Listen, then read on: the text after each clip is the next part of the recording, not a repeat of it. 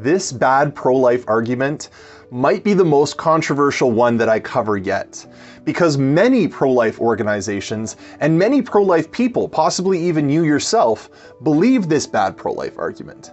And I actually think that this argument is one of the most dangerous to the pro-life movement and is one of the main reasons why abortion is still legal and still so accessible. I think that if we can correct this bad argument, it would have a huge impact on how we protect preborn children. The bad pro-life argument is this. Some pro-lifers will say that because the woman who commits an abortion is herself a victim of abortion, she should not face any kind of consequences, she shouldn't be prosecuted, she shouldn't go to jail because she has killed her child. Now, this bad pro-life argument might seem merciful at the start because you might be thinking to yourself, well, we don't want to punish women. We want to maybe go after the abortion doctors, the ones who are directly killing the baby. The woman herself, she's facing all these different problems, situations in her life. She herself is victimized by abortion. So we shouldn't prosecute her. We should treat her as a secondary victim. Well, the reason that this is actually not consistent and actually isn't merciful at all is because you're saying that that woman has no freedom herself, that she has no ability to make this decision.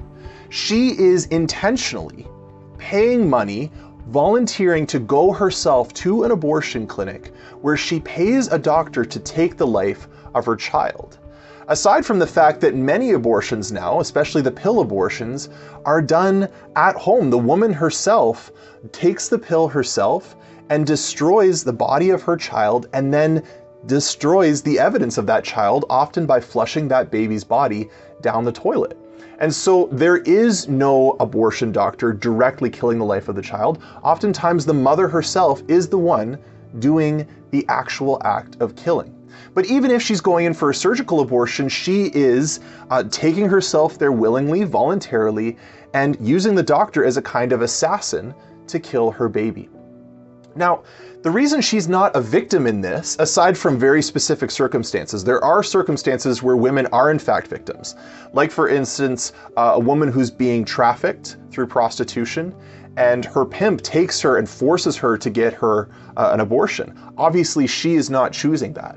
Or you can think of someone who is mentally unstable, who has maybe been assaulted by a family member, and the family member then takes her to get an abortion in order to cover up his crimes. But because of her mental problems, she does not have the awareness of even what's going on. She too would be a victim. But by and large, the majority of women who commit abortions are not forced to do so. They are choosing to do it for themselves. Yes, they might have serious situations they find themselves in, maybe poverty, an abusive relationship, maybe they want to finish schooling, maybe they have so many children they don't think they can take care of another one, but they are still making the choice to walk into an abortion clinic with their preborn baby living inside of them, arranging the murder of that child, and then walking out without that child. And so we as pro-lifers need to be very clear on who the victim of abortion is. The victim of abortion is not the woman. The victim of abortion is the baby. The baby is the one who is being killed. The baby is the one whose rights are being taken away. The woman in this case, almost always, is the aggressor, is the victimizer, is the one who is making concrete steps to take that baby's life. And so as pro-lifers, when we pass legislation, when we fight for the rights of preborn children, we need to be very clear that those laws need to provide equal protection for the baby. We would treat the baby the same as we would any other person. If you were to try and kill that baby like you would kill any other person, you should face consequences for that, regardless of your relationship towards that person. Now you might be thinking to yourself, well, this sounds so cruel. This sounds so hard-hearted. How can you punish a mother for an abortion? Well, the same way you would punish a woman who kills her born baby. We don't have the same kind of false compassion towards women who kill their born children. You can imagine a woman who is overwhelmed with what's going on in her life. Maybe she has a husband who walked out on her. Maybe the bills are coming in and she doesn't know how to pay for them. And she has a 3-year-old that she decides, you know what, the best thing for me to do, maybe even the best thing for the baby to do, is to drown this child in the bathtub. No one in their right minds would say, well, she's a victim of this experience as well, because she might be suffering psychological problems as a result of this. She might be feeling a lot of guilt, a lot of depression because of killing her baby, but we would still never say that she is a victim. We would say she is the victimizer. She's the one who killed her own baby by drowning him in the bathtub. She should face consequences. She should at least be prosecuted to figure out what kind of consequences, what kind of punishment she should receive for drowning her baby. The same is true with abortion.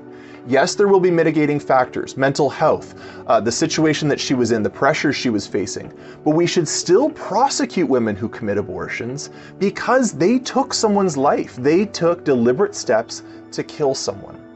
And even if people are saying, well, they're just going to an abortion doctor, they're not actually doing the killing. Maybe they didn't do the pill abortion, maybe they went in for a surgery, and so the doctor is the one that should face consequences, not the woman.